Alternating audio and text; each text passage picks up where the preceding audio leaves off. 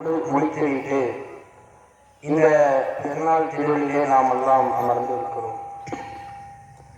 ஒவ்வொரு வருடமும் நம்மிடம் ரமலான் வருகிறது, நம்மை விட்டு போகவும் செய்கிறது. அந்த ரமலான் வரும்போது ரமலானின் நாட்கள்ல நம்முடைய அமல்கள் மற்ற நாட்களை விட அதிகமாகிறது. அல்லாஹ்வின் மீதான பயமும் பள்ளிவாசலின் தொடர்பும் தர்ம சிந்தனையும் தொழுகைக்கான கவனமும் அந்த நாட்களிலே அதிகமாக நமக்கு ஏற்படுகிறது.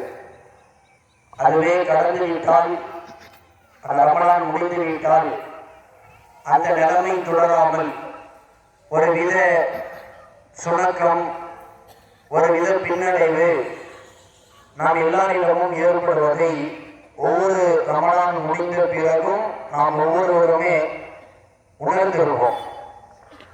எல்லாரும் நமக்கு நாமே கேட்டு பார்த்தால், இத்தனை வருட ரமலானை அடைந்திருக்கிறோம்.